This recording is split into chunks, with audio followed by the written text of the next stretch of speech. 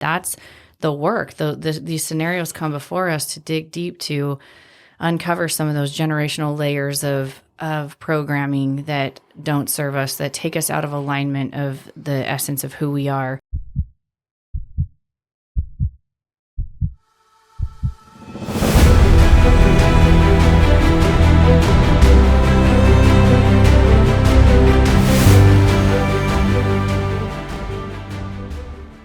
On today's episode, we talked about forgiveness, and Kevin even read us a poem about cookie thief and how we're all cookie thieves in our own way.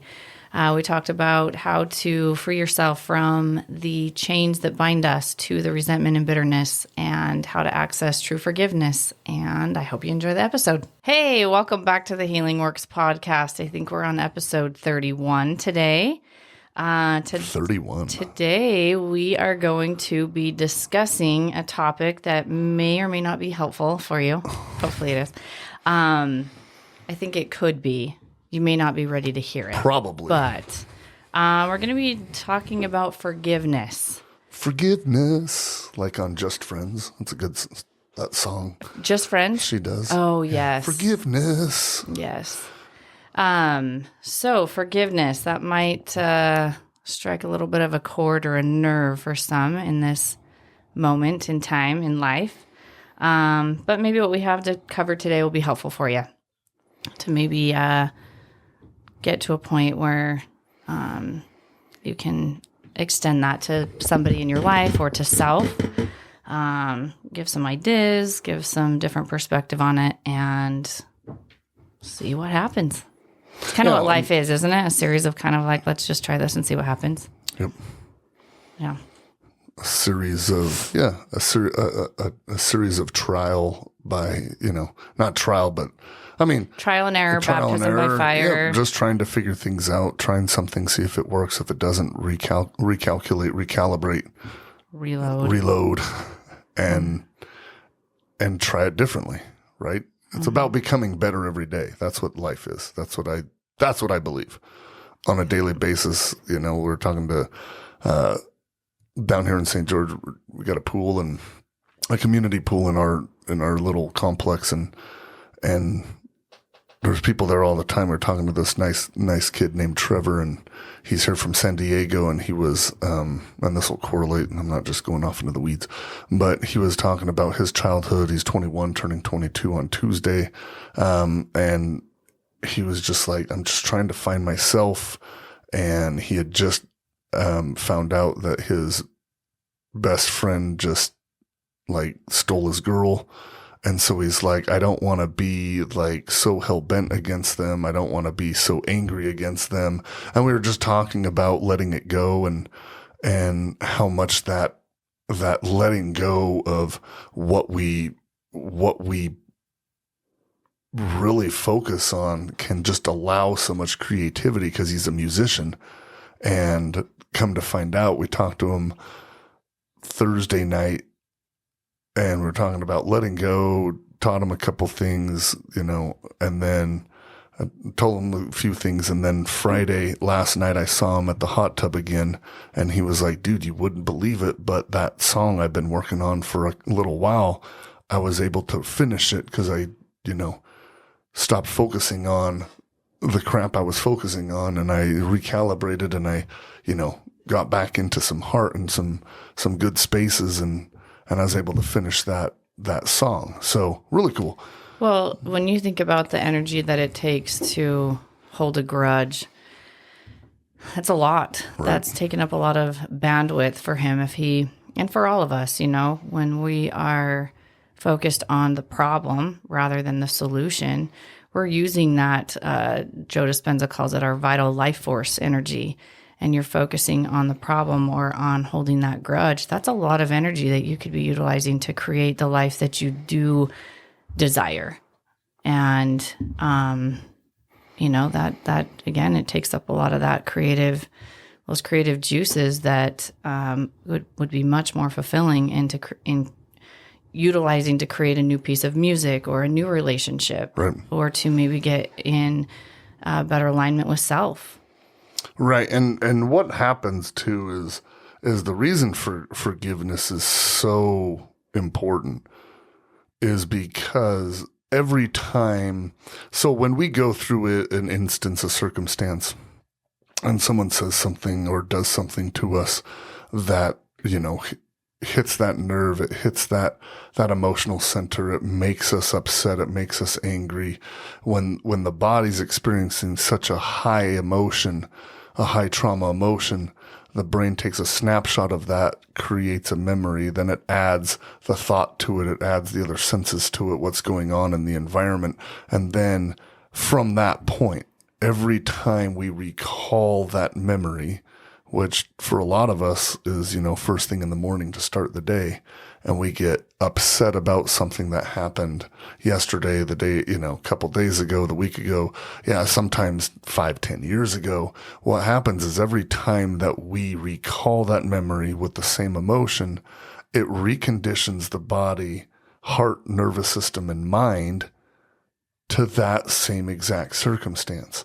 And what's the danger of that is the more we recondition, especially our heart rate variability, nervous system reaction, and same neural pathway in the brain, recalling the same emotion with similar thoughts, adding more thoughts to it, distorting really what happened by, trying to appease ourselves, thinking that it was worse than we remember it being, right? Because we distort our memory by 50%, statistically is what neuroscience says. Every time we do that, we recondition that neural pathway in the same way. So imagine, my plight with our dogs in the grass, because I love my grass. But if the dogs run in the same trail, because they do, if you have dogs, you'll be like, yep, they run in the same path every time and it wears down that grass. That's the same thing we do with recalling that memory of somebody that's hurt us in the past. Every time we recall it, and we're not transmuting that energy into gratitude or compassion or care or kindness, understanding, we are reconditioning our bodies to the same past. What happens when we recondition our bodies to the past? We are reconditioning that lens of perception to look at things the same way we did when that occurrence happened. And it's not just that occurrence, unfortunately. It's where our focus goes, our energy flows, and our perception governs that, right? So that lens of perception of anger towards people that did something to you yesterday, 10 weeks ago, 5 years ago, 10 years ago, and any time space in between that will recondition not only your lens of perception, but then from your perception, that drives your continued emotion, continued thought, continued choice, continued actions, continued behaviors, continued actions and experiences. And those all wrap back and loop, and you recondition your body to the same emotion. And then people wonder why they're waking up 10 years later and still angry about the same thing that really doesn't have anything to do with the present moment, only had to do with that past moment. But right, then you're treating everyone the same way. I was just going to say, so what does that mean for you? That means that not only did you experience it the one time that you hated and didn't like, but now you've experienced it a million times over and over and over again, every day, sometimes for years.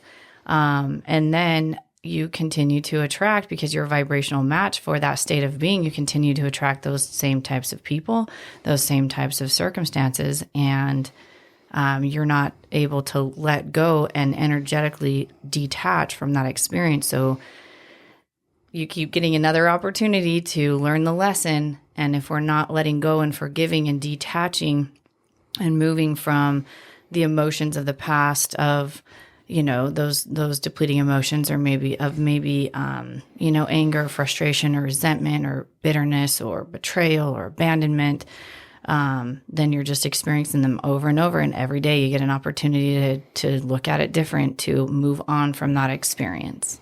Yeah. And it's so dangerous. And I say dangerous because the subconscious mind learns with not only by emotion, but by repetition, and then is very literal, right? So it believes what we tell it. So if we are feeling the same emotion, thinking the same thought, and using the same language of like, gosh dang it, these people, did this to me, then you are creating present reality from past programs.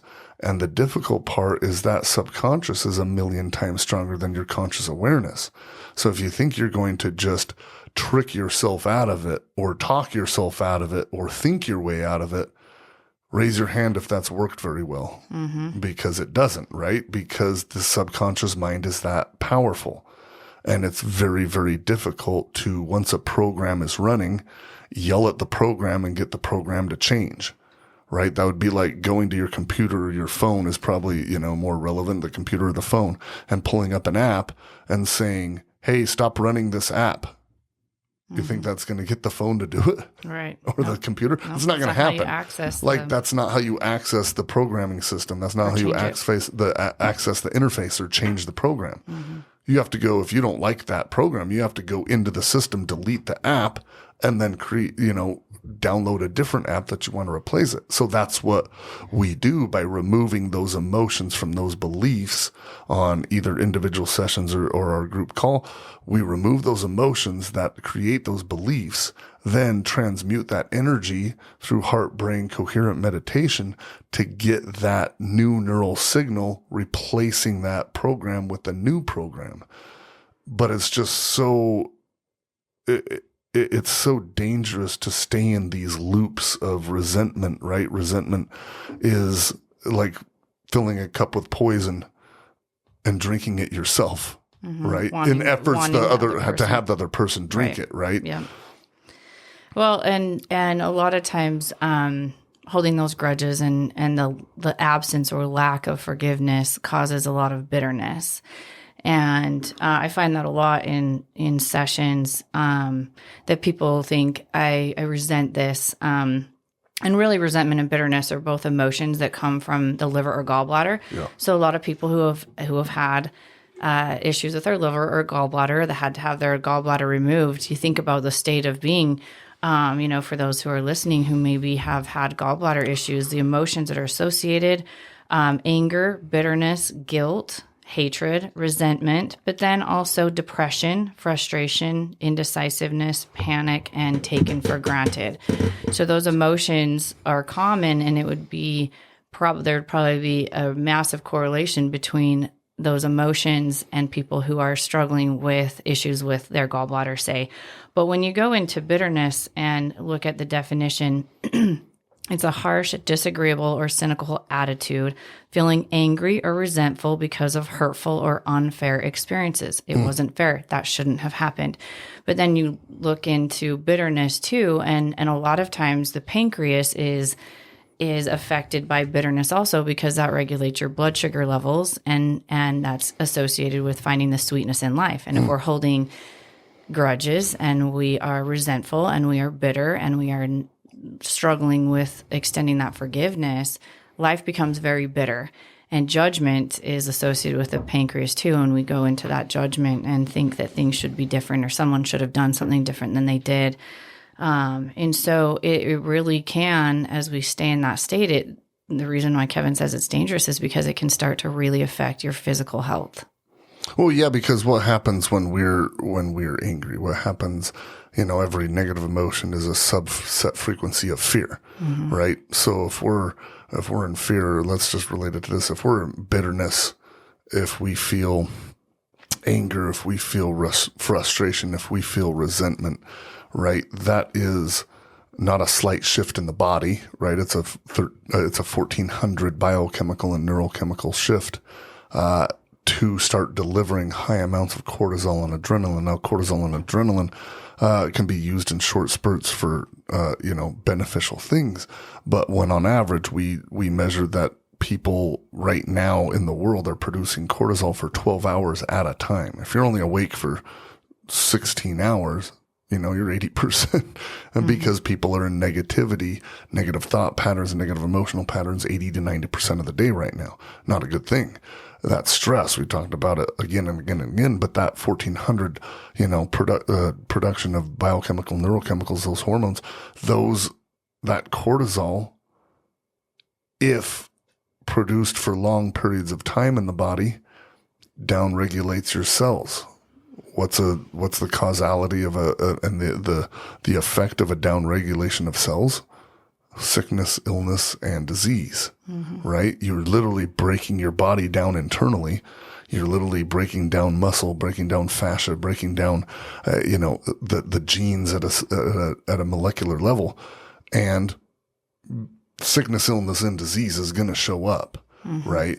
And so conversely, what we want to do is we want to get these emotions removed, these trapped emotions that just wreak havoc in the subconscious and keep us recalling these memories, right? We don't want to keep recalling them. We keep recalling them, and it keeps us energetically and emotionally connected and attached to the person, place, or thing that caused the harm. Right. And so, the key or the secret sauce, like HeartMath calls it, is accessing the power of the heart, because the heart knows that forgiveness is the answer because it sets you free.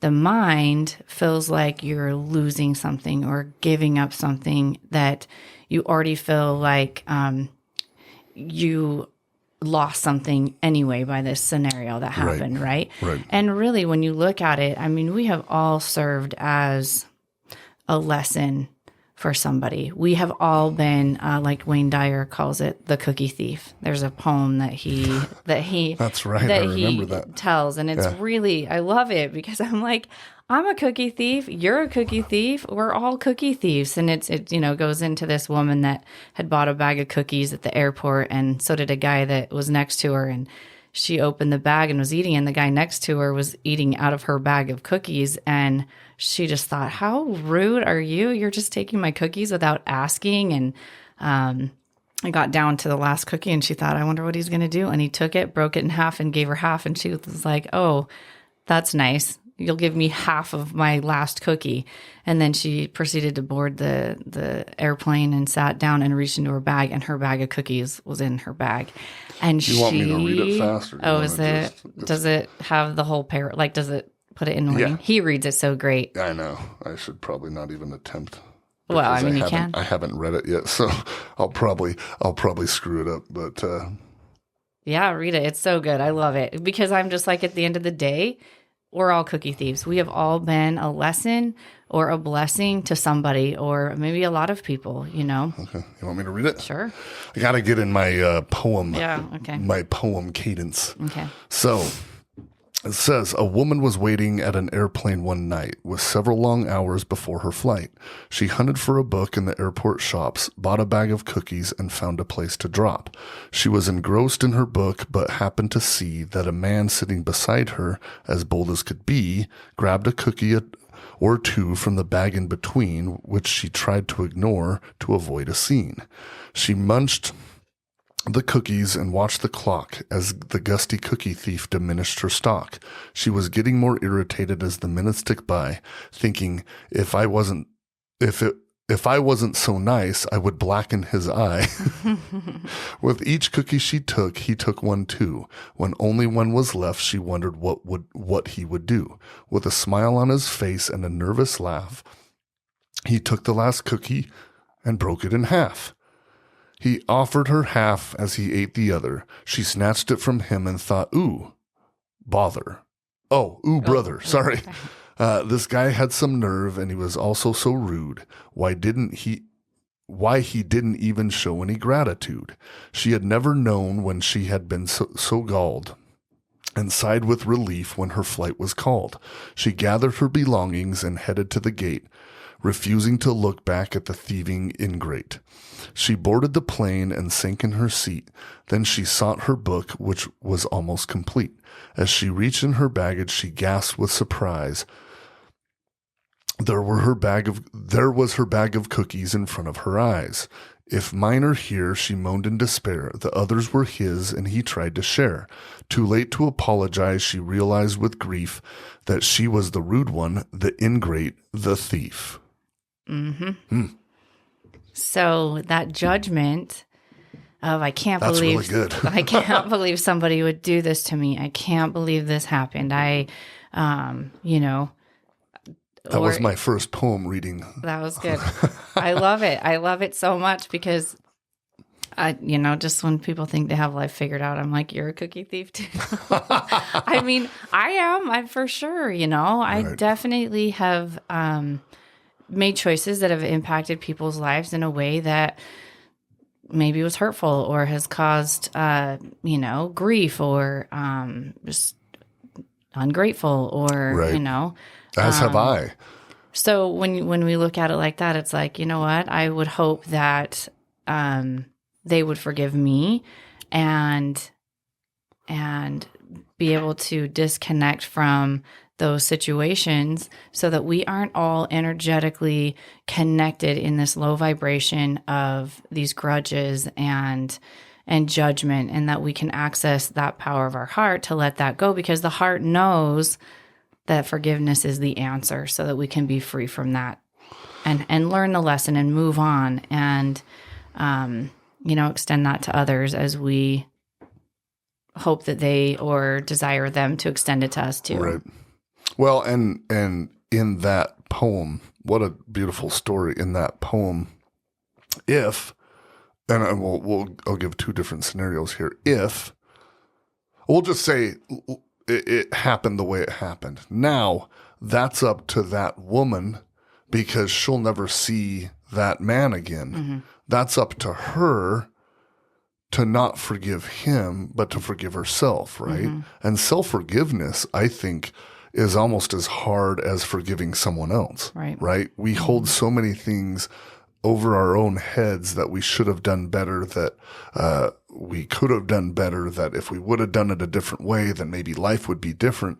But at the end of the day, it's not. So why not start today, right? Why keep perpetuating that cycle of feeling and thinking the same over and over and over again, overlaying the same perspective lens, continuing to do things the same way, where, self-forgiveness and forgiving others can be easier than you think. Mm-hmm. Just sometimes we need some help. And that's where we step in and we remove those emotions that are so tough to stop feeling, right? Those programs in the subconscious. And then we teach you how to access the power of your heart. So the second scenario would be if that woman was in the airport, she bought cookies, he bought them too, whatever. Like if she looked at him and thought he was eating her cookies, instead of reacting, if she took a pause, if she shifted and she reset, if she knew the tools, if she paused, shifted, and reset herself and, was looking at the cookies, shifted to peace, opened up her higher cognitive functions, because she immediately went into judgment, into fear that, like, I'm not going to have enough cookies for me, looking through a little straw of a perspective, and can only see the cookies when her cookies were sitting in her bag. If she would have thought, oh, I can share with him and let me see, let me even double check and make sure those are my cookies before I, Or maybe he needs cookies more than I do. Or maybe he needs cookies more than I do, and went into peace and compassion and care.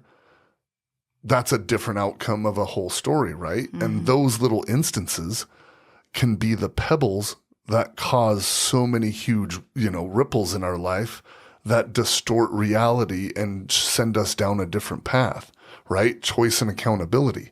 So in the moment, can we choose to look on others with compassion? Yeah. And if it didn't happen, like she didn't correct it sitting there, but, sitting on the airplane and making that realization, she can change her perspective moving forward. And maybe as new scenarios come before her, going, hey, listen, I totally get it. I've been there too. I thought this way and I realized later I was the cookie thief. So, it allows you to go into less judgment in the future. And really, it corrects generational things. This judgment, this bitterness, these resentments, these grudges can go on for generations, because it is a conditioned belief system that gets passed down with emotional DNA, just like physical DNA. Right. So when you correct that and you start to live from forgiveness and letting go, you teach your posterity how to do the same, and it changes the conditioning. And how I've heard it many times from, in sessions or just in life of like, oh, I can hold a grudge like nobody's business, or my mom, was the biggest grudge holder there ever was, or whatever. It's a that's learned not a behavior. compliment. It's a learned behavior, or conditioned response. Right. And so if that can be learned or conditioned, so can forgiveness. Well, and then I wanted to make another comment on the poem is that it sounds like from the poem, I've heard Wayne Dyer read a part of it one time, but that was like the first time I've read the whole thing. But I've heard bits and pieces of the synopsis of that story. But it sounds like in the story, the woman didn't, lambaste the man. She didn't call him out, but she just felt that internal guilt because she judged him. Mm-hmm. Right. So let's take that scenario. So we're going to offer a third scenario now. So when she realizes that on the plane, she can either go into more despair, more guilt, more shame, and really stay in that for the remainder of the flight, and then carry that through the next couple days and feel like a, less of a person, feel like a mean person, feel like a judgmental person, feel very, high amounts of guilt and shame, which are the lowest vibrations we can access, which in turn will bring more of that low vibrational energy to your life, which happens all the time to all of us, and cause further distortion, further pain, further guilt, further shame, because it'll connect it to all the other dots in the past that when we were mean to, or we didn't serve somebody, or we took advantage of somebody, or whatever, right? And that will create a larger problem, right? A larger conundrum for our emotional and mental selves to get past. Or the woman simply can do the next best thing. We can do the next best thing. Mm-hmm. And that would be, in the plane, I already had cookies. I shared with this gentleman. He shared with me, or just take yourself out of it. He shared his cookies with me. Sorry, she didn't share with him. He shared with her. Well, I have another pack of cookies. Why don't I look for somebody that could use some cookies? Mm-hmm. And essentially right that wrong, right? Even though there isn't good, bad, right or wrong or indifferent, there's ways we can do things better. So instead of staying in that guilt and shame and staying in that resentment towards self, which was priorly the resentment towards the gentleman, and then it's like, okay, next best thing. Find someone on the plane to give your cookies to and share. Because what is that? That's caring. That's compassion. That's gratitude. That's appreciation. That's peace, and that's calm, and that's honor. Right? And that's courage to find somebody else and go outside of yourself and look to share those cookies. And then all of a sudden, you can't tell me that changes the perspective, right? That changes the current present moment of reality, because we can't change the past. We can do nothing to predict the future except for acting in our best self in the present moment, which will create our new future, which will create for the rest of today into tomorrow, as long as we are consistently taking action. Right. Well, and even if you don't maybe turn around and share a bag of cookies with a stranger, but take those moments and use that creative life force to reflect. Right. And I love Byron Katie's work, where she does a lot of turnarounds, like, like she would take maybe that scenario and go, he was a cookie thief. And then you turn around and say, I'm a cookie thief, and identify the areas of your life where you have done maybe that to somebody else. And so in that moment, she could look at that and go, you know what? I judged him, and that was not accurate. And then, take it a step deeper and say, where have I done this to myself? And that's the work. These scenarios come before us to dig deep, to uncover some of those generational layers of programming that don't serve us, that take us out of alignment of the essence of who we are. And so when these scenarios come up for us, when, quote, bad things happen or frustrating things happen, when we start to use our energy, that creative energy, our life force energy, to dig into that and go, what is this? What does this mean? What can I learn from it? How can I better my life because of it? Then rather than using that energy to stay in those vicious cycles of thinking and feeling and feeling and thinking and depleting all of our energy and our down-regulating our cells and releasing the hormones of stress and staying in that negative state and pushing people away when what we want to do is actually attract people and draw people in. We use it for an entirely different purpose, and it refines us as human beings. Yeah, 100%. So be aware, do some self-realization, access the power of your heart, forgive yourself, forgive others. Remember you're a cookie thief too. Yeah. And then forgive yourself. We're for all that. cookie thieves. So the best thing we could do is on a moment-to-moment basis, try and be better. Try and do things that serve other people, which in turn serve ourselves, right? Like, look outside of yourself, become forgiveness, become compassion, become gratitude, become love and care. And when you operate in those heart qualities, the heart has a profound effect on everything we do. Everything you do on a day-to-day basis is based off your heart rate variability, how your heart's beating, which is what emotions you're feeling. So let's change that heart rate variability, increase your compassion, increase your gratitude, increase your disposition for life. Let's get you pumped up, right? Get that heart pumping in the correct manner. Forgiveness, accessing that heart is what will set you free. Right.